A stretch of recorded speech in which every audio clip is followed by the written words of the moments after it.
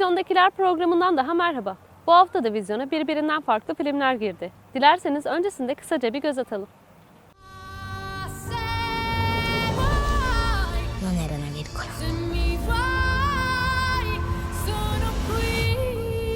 Quale grande libro.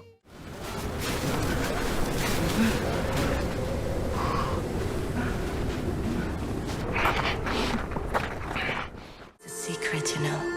I don't want to be a puppet. I want to become a boy like all the others. You know how much they pay to watch people like you get torn apart? Are you broadcasting this? Daha önce de İsrailli yönetmen Moshe Mizrahi tarafından Madame Rose adıyla beyaz perdeye aktarılan bir Edoardo Ponti filmi, Onca Yoksulluk Varken.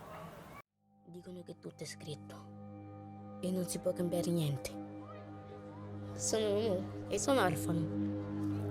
La Cuchara filmindeki performansıyla Oscar kazanan, son olarak 2009 yapımı Nine filminde izleyici karşısına çıkan usta oyuncu Sophia Loren, uzun bir aranın ardından oğlu Edoardo Ponti'nin yönettiği Onca Yoksulluk Varken filmiyle sinemaya dönüyor.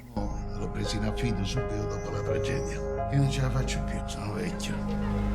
Film, Holoskot'tan kurtulan ve İtalya sahillerinde bir bakım evi işleten Madame Rosa ve kısa süre önce kendisini soyan 12 yaşındaki sokak çocuğu Momo'yu odak noktasına alıyor. Finché vivi qua, le regole le faccio io. Madame Rosa, ilginç bir şekilde tanıştığı Momo'yu yanına alır ve ikili birbirlerinin koruyucusu haline gelerek sıra dışı bir ailenin temelini atar. Non posso andare, sai. Sophia Loren'ın Madame Rosa'ya hayat verdiği filmde Momo karakterini ilk kez bir sinema filminde rol alan İbrahime Guye canlandırıyor. Male, è bacato dentro.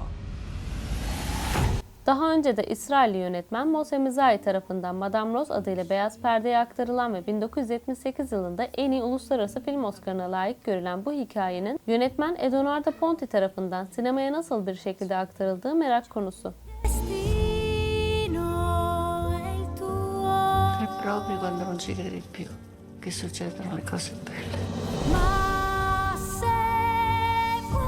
Devi darmi una mano perché da solo non ce la faccio. Dünya premierini 41. Moskova Film Festivali'nde yapan ve birçok festivalden en iyi film, en iyi yönetmen gibi ödüller alan Seyit Çolak imzalı film, Kapan.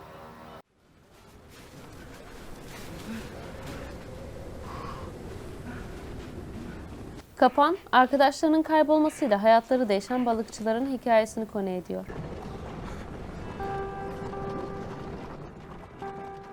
Bir arada yaşayan 5 yakın arkadaş zamanlarının çoğunu beraber geçirir. Balıkçılık yaparak geçimlerini sağlayan adamların sıradan bir yaşamı vardır. Ancak içlerinden birinin aniden ortadan kaybolması hayatlarının değişmesine neden olur. Her sene aynı teraneler vardı abi. Biter mi bu adamın işleri? Ulan yine coştun Yakup. Nereye gideceğiz? Geride kalanlar kaybolan arkadaşlarından bir iz bulmaya çalışır. Başlarındaki dert yetmezmiş gibi bu sırada vahşi bir kurt adada yavrulayıp kendisine yeni bir yaşam alanı yaratmaya çalışır.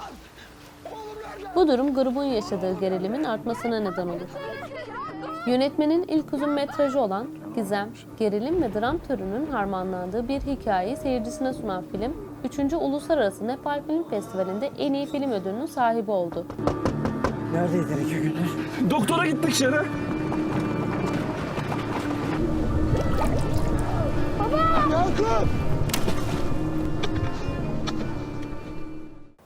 Carlo Collodi'nin herkes tarafından bilinen romanı bu kez İtalyan sinemacı Matteo Gorani tarafından beyaz perdeye aktarılıyor. İşte karşınızda Pinokyo.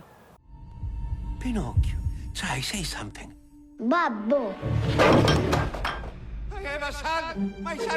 Pinokyo, insan olmak için cesaret sınavını geçmeye çalışan Pinokyo'nun hikayesini konu ediyor. İyi kalpli bir marangoz olan Geppetto'nun elleriyle yarattığı Pinokyo, her çocuk gibi dünyayı merak etmektedir. Dış dünyaya olan merakına yenik düşen Pinokyo, huzurla yaşadığı evinden kaçar. Kukla olmak istemeyen, en büyük hayali insan olmak olan Pinokyo'nun karşılaştığı peri, onun en büyük dileğinin gerçekleşmesinin bir yolunun olduğunu söyler. Pinokyo insan olmak istiyorsa, öncelikle cesaret sınavını geçmesi gerekecektir. What's going on with riddles? Pinokyo bunun üzerine yeni edindiği dostlarıyla beraber sürprizlerle dolu bir maceraya atılır. Carlo Colloda'nın herkesce bilinen romanı Pinokyo, Bu kez İtalyan sinemacı Matteo Guarena'nın ellerinde biraz karanlık ve yeni bir anlatımla karşımıza geliyor.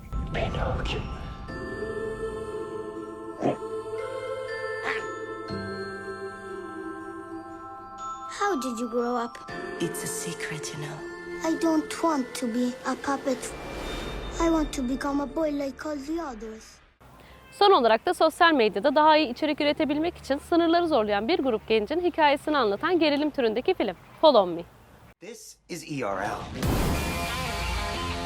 I've traveled all over the world looking for the wildest experiences. It's not so bad. Sosyal medyada daha iyi içerik üretebilmek için sınırları zorlayan bir grup gencin hikayesini konu ediyor. Boom experience in Moscow. Sosyal medyayı aktif bir şekilde kullanan bir genç, yeni içerikler üretebilmek için arkadaşlarıyla birlikte Moskova'ya doğru yola koyulur. We came halfway around the world. Genç, gittikçe büyüyen izleyici kitlesinin ilgisini çekmek için her zaman sınırları zorlar.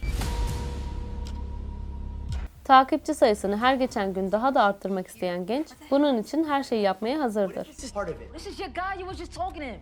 Hedef kitlesi için daha iyi içerikleri hazırlamayı arzulayan genç ve arkadaşları, gizem ve tehlikenin hakim olduğu bir dünyaya adım atarlar. Not mess with us. I don't know. Everybody just relax. Bir süre sonra gençler, gerçek hayat ve sosyal medya arasında çizgilerin bulanıklaşmaya başladığını fark eder.